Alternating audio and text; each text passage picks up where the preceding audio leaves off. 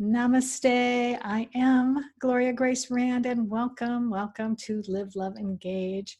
I am delighted to be with you again, and also delighted to have a guest with us.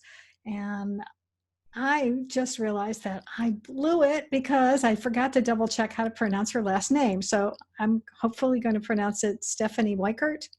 That's correct. Oh, good. I'm so glad. Yay. So Stephannie is a certified yoga therapist who helps smart, capable men and women manage stress with some of the most fundamental yet little known principles of yoga. And she's been teaching therapeutic yoga for stress in studios, hospitals, businesses, and with one-on-one clients for quite a while now, since 2005. And now she's got a mission to make meaningful personal growth doable and practical with her signature Make Peace with Stress approach. And so that each of us can be present, calm, and confident and change the world. And boy, if there's any time that we need that, it is right now. So I am really delighted to welcome you to Live, Love, Engage. And we're going to talk about this for sure. And I love your mission.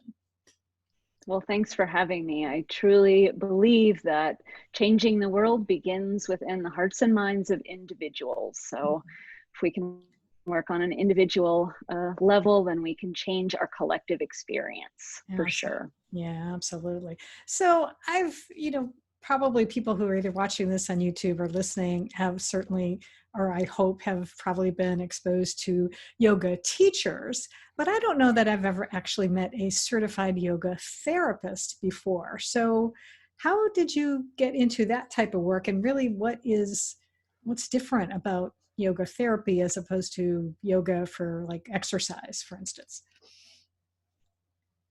Yeah, it's a great question. And I'd love to start there, what yoga therapy really is. And then I'll tell you how I discovered it. Yoga therapy is really about using yoga, which is so much more than just a physical practice. It's so much more than sun salutations. That's just one small part of it. Using the insights and the practices of yoga specifically as a plan of treatment or as a remedy. The way that I love to describe it is when you have a cold and you go to the drugstore to get a cold medicine, you determine what symptoms you have in order to choose the proper medication, right? You don't buy a medication for sneezing if you're not sneezing, if you're coughing, right? You don't buy a decongestant if your nose is running, right? So you get very specific, and that's what yoga therapy is all about. It's really about using all the parts and pieces of yoga in a way that's specific to your symptoms or what you need or what you're trying to get out of it. And yeah, it's good work. It's such good work because yoga is such an amazing, such an amazing depth of tools and practices that really meet you where you are. A great example of this is any physical posture, right? Let's say down dog. Most people know that, or tree pose. You don't do that once or twice to get good at it and then say, okay, I'm done with that. I don't need that anymore. That's right. You get on the mat and practice tree pose and get something out of it every single time based on where you are and what you need. Some days your balance might be great, but your hip not so open. Some days your hips are open and your balance is terrible or your concentration is off. So whatever you are coming to the mat with, so to speak, yoga really meets you there. And that's a great segue into how I discovered yoga therapy. The shortest version of the story is that for just over a decade, I really struggled with what I now know is chronic stress. It was essentially all through my 20s, and I was just my life was in chaos on so many levels, and I was really, really struggling. Although on the outside, everything looked pretty fine, right? Yeah. It wasn't a scenario where it was really falling apart, so to speak, but on the Gotcha. inside, I was really struggling. And one of the things that that sort of came out of that is that I developed this sort of nervous habit or body focused repetitive behavior. A Mm. common one that most people have heard of and relate to is nail biting, right? Yeah. It's like a nervous thing. Yes. But what happened to me, what I started doing is I started pulling on my eyebrows and Oh my no. eyelashes. Yikes. Ah. Yeah. And at some point about my mid 20s, I had no eyebrows or eyelashes at all. Oh my goodness. And yeah, it's not a good look. I don't recommend it. Mm. But it's what really sort of woke me Won't up. give up. Yeah. I saw myself in the mirror one day and just had this almost an out of body experience, or what I now know is like a witness consciousness. I saw Mhm. myself from beyond myself, from the deeper part of myself. Right. And I recognized that I was doing that to myself, and that if I didn't take charge of it, that I was going to that it was just going to get worse and worse and worse. And I just realized in that moment, I think of it as a fork in the road moment, that I had a very simple choice. And that was just to stay stuck in all those patterns of, overwhelm and worry and frustration and fear and stress, Yeah. or I could take charge of myself and start to change it. That was it. It was like one of two ways to go. And Yeah. that really simplified it for me. So I decided to stop pulling on my eyebrows and eyelashes. That's good. There might have been a little vanity involved. Yeah. Well, but yeah. but it's what spurred me. Yeah. And so in moments when I found myself doing that, I would bend over wherever I was, sitting, standing, sometimes I'd, run to the bathroom or whatever, but I'd bend over and I'd take some slow, deep breaths. And I would say to myself, you don't have to do that. You can stop yourself. You can stop yourself.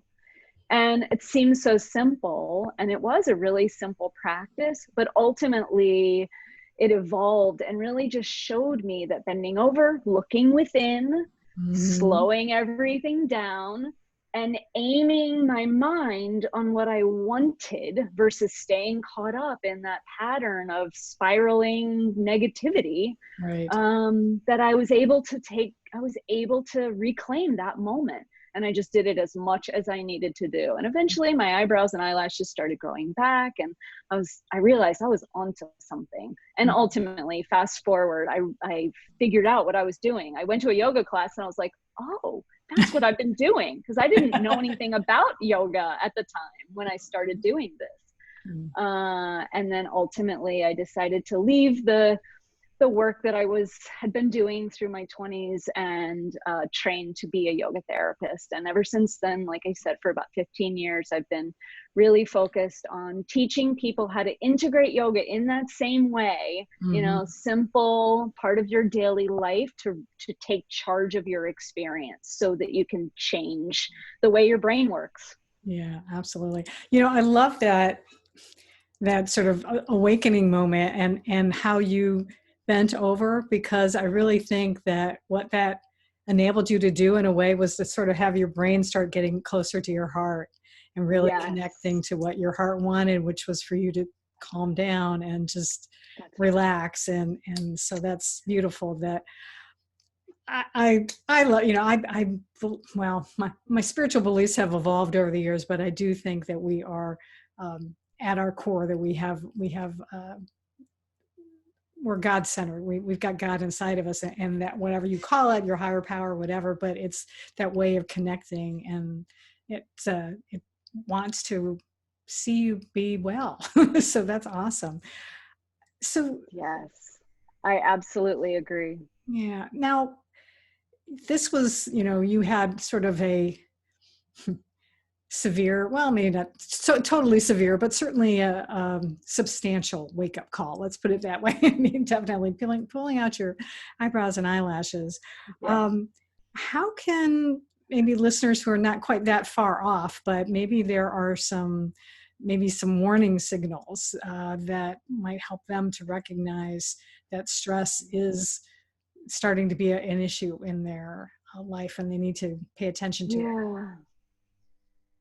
Yeah, I think there's a number of different ways. What I hear from the many people that I've worked with over the years is a sense of feeling stuck or powerless. Like, your life is running you. I've had clients talk about feeling like their life is a hamster wheel, just, always running, never getting anywhere. Right. And in that same vein, if you feel like you've been trying to make positive changes in your life, but just, never really happens, or maybe it, happens for a little while, but then you sort of fall back into your old ways, right? New Year's resolutions are a good example of that. Right. There's some really major symptoms of chronic stress that a lot of people struggle with. Insomnia is a big one, perpetual worry, or, overwhelm, or being frustrated easily or more than you want to be. Really having a more of a negative bias, right? Like, catastrophizing, like, oh no, everything's going wrong all the time, Yes. which, it's really easy to fall into these days. It can feel that way. And then I would say another thing that, is really sort of potent in that regard is, if you don't feel deeply content and at peace in your life, then there's an element of conditioning or patterning, or shoulding or whatever that's happening within you that is blocking you from that sense of meaning in your life, that sense of purposefulness, that sense of, feeling really at peace with the way things are going, even if they're not going the way you think that they should, so to speak. Yeah. Sadly, I think that, most of us struggle with at least some form of chronic stress because, it's a chaotic world and we're all sensitive to, sort of that collective experience. Yeah. But as I mentioned earlier, I think that's all the more reason to focus on doing the inner work because, when you think about it, we're all contributing to the world based on what we're giving to ourselves, what we're cultivating within ourselves. Right. So if we wake up in a worry, in a panic, if we're constantly frustrated, if we're going through life, railing against everything all the time, that's our contribution to the world. Yeah. And so we can't expect it to change out there if we're not working on changing it within. Yeah, absolutely. And frankly, if you're being that way and you are railing against things, and it just tends to rile up other people and then it just spreads. So we need to spread more peace and contentment in the world, and then that will be a lot better for everyone when we can do that. So it's great that you got into this practice and helping others to be able to do that. I know one of the things that in researching your work and whatnot, one of the things you've talked about, I guess, is that, stress does have this sort of bad connotation to it, but also it can actually fuel personal growth. In fact, massive personal growth. Why do you say that? Because people probably listening are like, no way. It just makes me miserable. What are you talking about? That's right. That's right. Well, think about it this way. Stress is really your body's way of helping you through a situation, right? And if you think about, from an evolutionary perspective, the stress response, evolved in our bodies so that when we were in physical danger, we had the ability to get out of it, to fight our way out of it, to run, to flee. Right. Yes, and that's why the stress response is often called fight or flight. Right. And while we thankfully are mostly not in physical danger on the daily anymore, our bodies and minds still react to things that are threatening. And from my experience, 99% of the time, it's what's between our ears that's threatening. It's that negative response to things. It's that inner resistance to what is happening. That is that is basically putting up a red flag saying, no, I don't want this. And life is there for us as an opportunity to grow, to learn about ourselves, to understand what we want out of our experience, to care for ourselves and others, to love, to enjoy. It really, truly is. And so when we are perpetually reacting in a way that's resistant to that, we are literally we are blocking our own ability to thrive, to grow. So when you start to change your mind about stress, right? You feel the tension, the headache, the digestive issues, the insomnia, the frustration, all the things, right? The nervous habits, the desire to, drink more wine than you probably should, or get on Netflix and binge and numb out, right? There's right. So many ways to avoid your feelings. Yeah, that's really what it is. Yeah, that's it. Yeah, tune yourself out. Right? There's so many ways to avoid your feelings. When you notice that you're trying to avoid your feelings, and that is part of the stress response, that is the opportunity that you have. Just like in those moments back for me, 30 years ago, that I decided, when I find myself searching for eyebrow hairs that aren't even there, then that's the moment that I have to try to change what I'm doing, right? This had become an automatic, sort of response to managing that sense of inner chaos that was within me.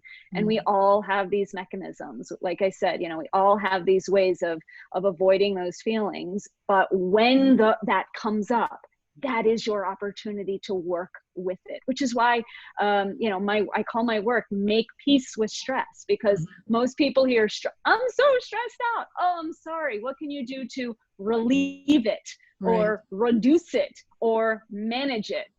I think all of those things are the exact wrong way to look at stress. My question is, what can you do to embrace the signals of your body and your mind and your heart and your spirit from within, to recognize that whatever's going on for you, mostly in here, is threatening your ability to be your best self?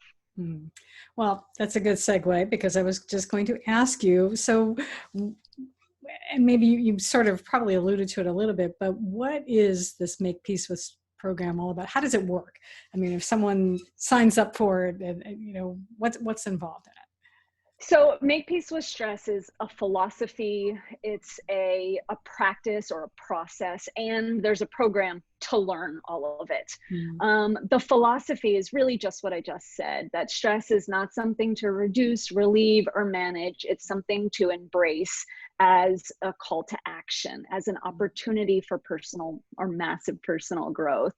The process is completely tools from yoga. And this is why I say the little known tools, because while we do some breathing to work with our nervous system, and we might do some, very minor movements to just give ourselves opportunities to, relax tension and these sorts of things, mostly the process of Make Peace with Stress is 3 steps. The first step is self-study, which in Sanskrit, the yogic language, is svadhyaya. And this is really about paying attention to your inner signals. That's it. Noticing when you're stressed. That's really it. Then second step, this in the process, is surrender, or in Sanskrit, Ishvara Pranidhanha. And the simplest way to think about this is just to open to the experience, right? It's that fork in the road moment. You notice that you're going down that same old path and you have a choice. Do I take this opportunity to work with this, to work on myself, or not? And so the not is the continued resistance. Right. The take the opportunity is the opening to it, or surrendering to the challenge and saying, okay, what's here for me? I love to talk about this in this way. Whenever you find yourself reacting on some level as, oh no, like, oh no, what am I going to do? Instead, change it to, okay, what am I going to do? Yes. Right? It's a simple, but profound shift, right? From to okay. So surrender is the second step. And once you're open to the experience that you're having as purposeful, as meaningful, as there for you, to help you, then the third step in the Make Peace with Stress process is intention, or sankalpa, which I talk a lot about as welcoming what you do want.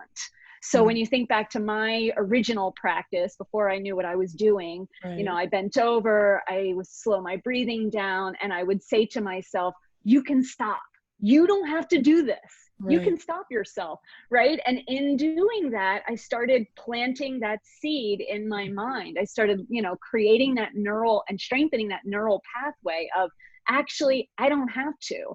And then it got to the point where when I found myself doing it, I didn't have to, run to the bathroom and take deep breaths.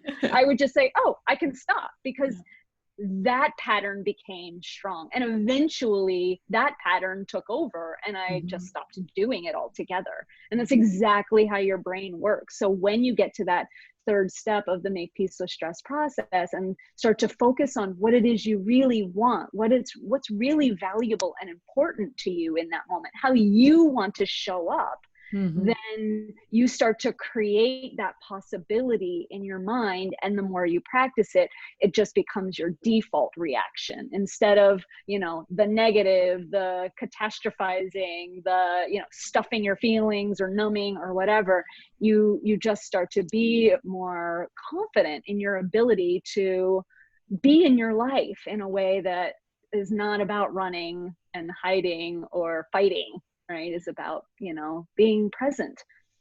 That's awesome. And I think especially right now, even, as we're still, some places are opening up due to the pandemic, but there's still a lot of people who are sort of cautious about stepping out. It sounds like this is something that people could probably do right from the safety of their home. And I presume it's probably like an online program that you're offering right now.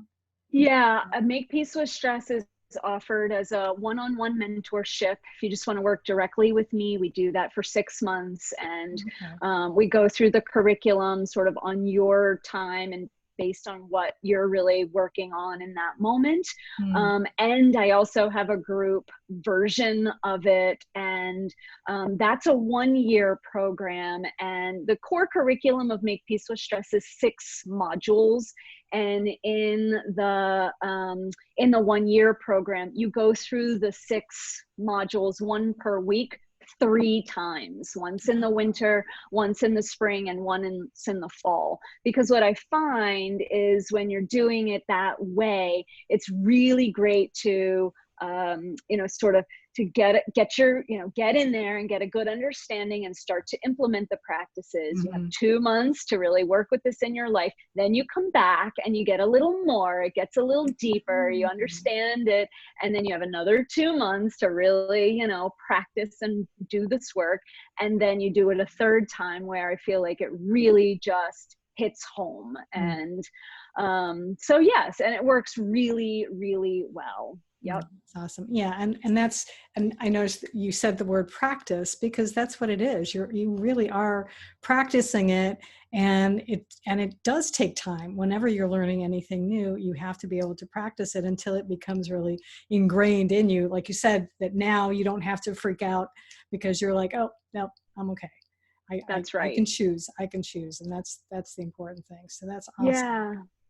What's great, I said that yoga, really meets you where you are. What I have found in my personal experience and my years working with people Mhm. through this process, I think of it as an upward spiral. Like, yes, you get to the point where you're not reacting to, some of the minor inconveniences, like, traffic or a leak in the plumbing or whatever. But Right. then as you sort of start to move past some of those layers, there some other things can come up for you, some deeper, more ingrained patterns, and Mhm. this process works for that too. It's like I still use it on the regular to work with things when I'm feeling resistance in my life, when I'm feeling like I don't I'm not sure what direction to go with things, or with I'm feeling really negative about I have teenagers and so it Yeah, they really can meets you trigger where you. you are. Yeah, exactly.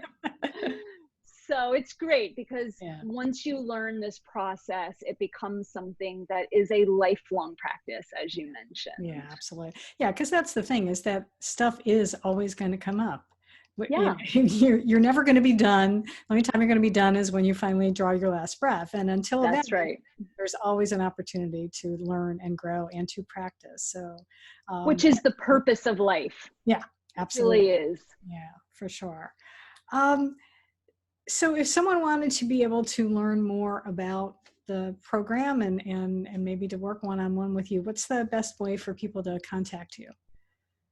So makepeacewithstress.com is where you can get information about both the one-on-one mentorship and the group program. And even if you don't feel like, even if your listeners don't feel like that's necessarily the direction they want to go right now, I'd still love for them to go there if they struggle with stress at all, because I have a stress type quiz Hmm. that you can take for free and determine your specific stress type, and then download a guide to your stress type that really helps you understand what stress looks like for you in your life, how it manifests.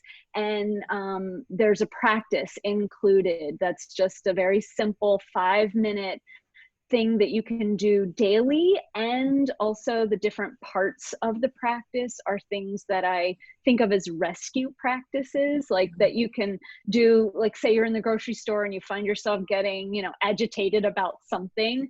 Right. Any one of the parts of the practice, there's always 3 parts in every practice, any one of those parts is something that you can say, oh, I'm going to do this right now. It might be just a breathing thing that you can do while you're walking down the aisle, or it might be more of a mental thing that you can do to talk yourself, off the ledge or whatever. Or Yeah. it might be, just, something that you need to do in your body, right? But it's great because not only is it a practice that you can just integrate into your daily routine, it's 5 minutes, and it's, we all have time for that. Yeah. But then it's something that you can take with you to use in moments of real need. Yeah, that's awesome.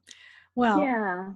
I'm really glad that you were able to share this information with us today, because it was education for me. And like I said, because I've taken yoga classes at the Y before, and I loved them, but I didn't. And I know that, I mean, there is, I have heard and read that it is has a good mental component as well, but I didn't really correlate it and thinking about how it could be used for stress. So I appreciate what you're doing and appreciate the work you're doing. And I encourage everyone to at least go to the website, at least take the quiz at the very least, because there's a lot of stress going on in the world right now, and there always will be. So, why not take advantage of it and learn Absolutely. what you can do to make yourself feel better. Yeah, Yeah. absolutely. Any last words of advice or wisdom before we end this broadcast today?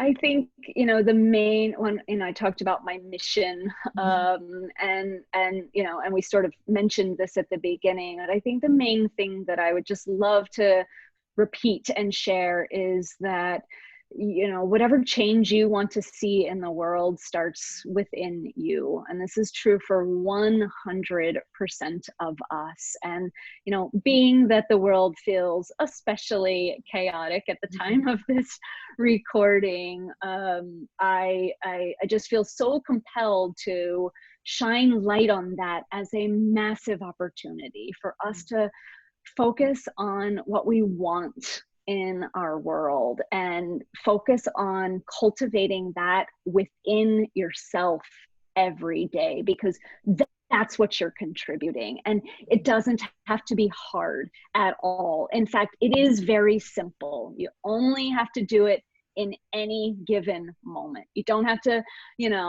feel ashamed that you didn't do it before. You don't have to worry about being able to make time to do it later. Right now, in this moment, put your hands on yourself and say, how do I, want to show up in this world? How do I want to contribute to this world right now? And work on feeling that within yourself. That's it. That is literally the essence of this work.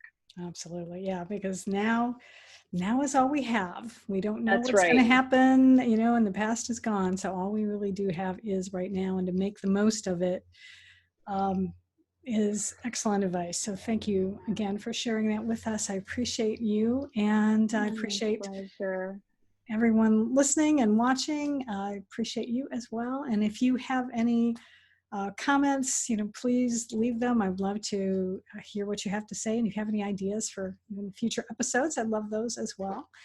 And until next time, as always, I encourage you to live fully and love deeply and engage authentically.